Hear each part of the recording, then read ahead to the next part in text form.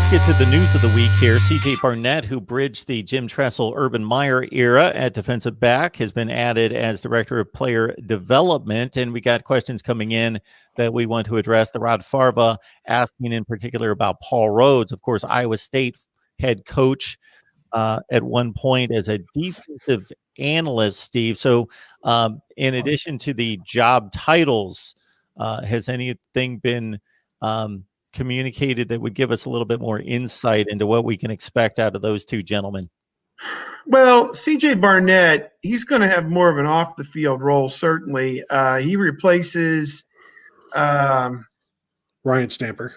Ryan Stamper, thank you. I drew a blank on his name. And us outside the program always kind of labeled him as the, quote, fixer, misdemeanor division, whereas Hiram DeVries, the former attorney for Exxon Oil, who was one of Urban Meyer's close confidants, was the fixer felony division. And I make light of the whole situation. Ryan Stamper was a great resource for the players. But CJ Barnett's experience with the Columbus Police will help, certainly as a liaison to law enforcement, if and when anything ever happens with any of the players from a legal situation. Knock on wood, those situations have been few and far between with Ohio State, and the players have been, on the whole, fairly well behaved. Obviously, there was the Amir Reap situation, and Jason Went last year. They're still awaiting trial on their sexual assault charges, I think, from about almost a year ago, felony charges. But, it's much more than what the player's getting in trouble off the field. He's a confidant, a resource, just somebody to pick the guys up when they're down, help them with whatever they need done off the field, housing, whatever kind of logistic help that they need. That guy is kind of a resource for the players, and very important. Stamper just had a huge impact, I think, on Ohio State program. A guy behind the scenes that wasn't talked about a whole lot, and he's gone down to Jacksonville to serve in kind of a similar tenure with Urban Meyer down there. He'll be kind of a concierge, type guy for the NFL players to, help them whatever they need off the field to get things figured out, so that they can perform on the field. That's the big part of the job for what Barnett's going to do and what Stamper did and what Stamper's going to do. I think Paul Rhoads brings experience to the staff. He's not going to be out there coaching on the field or have a position group or anything like that.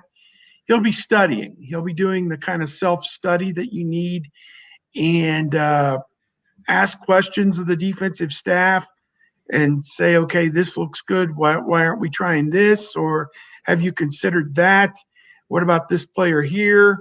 Those kind of things. Just another set of eyes and ears that's been there, that's coached in big games, and been an experienced part of a college football program to help them maximize the best. They've had analysts before, but you just don't get the sense that it's been anything on the level like Alabama had with Butch Jones and those other guys that he kind of ran through there as the retreads in recent years, to kind of be those eyes and ears type guys off the staff. So I'm interested to see how much input those guys get to make.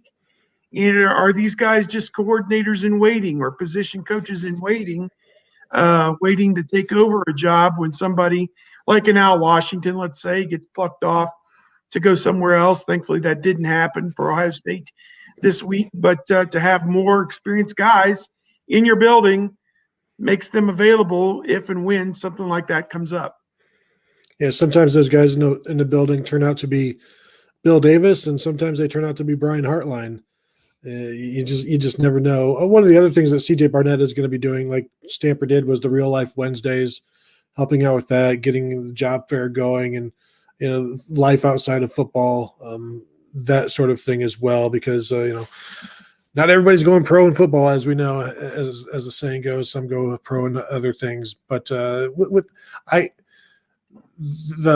analyst, the QC guys, I guess it would just be what do they do? Well, just think about what a quality control person or a somebody that comes in from out of your job, what they do. A consultant does. It's your own work. For the listeners and the viewers out there, like, what do they do? Well, they look at numbers. They look at spreadsheets. They analyze. They are data analysts, and they know what they're looking for. And so then they're like, well, why is this like this? What about, as Steve said, what about this doing this? It's no different. It's just a different, it's sports instead of accounting or whatever. And so that's what they'll be doing. I do get kind of a kick out of how much attention we give to it. And I think that's solely because of Alabama, because they hire so many fired coaches who have failed being head coaches, and then get this rebirth. And so it's like, well, if Alabama's doing it, everybody should. And maybe, but what you should do, like Alabama, is recruit like Alabama and have a head coach like Nick Saban. That's the most important thing about Alabama. And yes, having all of these analysts and things like that help to break down the work and frees up your assistant coaches. But Ohio State has had QC guys and analysts for a very long time, and it's just now we give it more attention because Ohio State fans look at it and are like, well, why don't we have Butch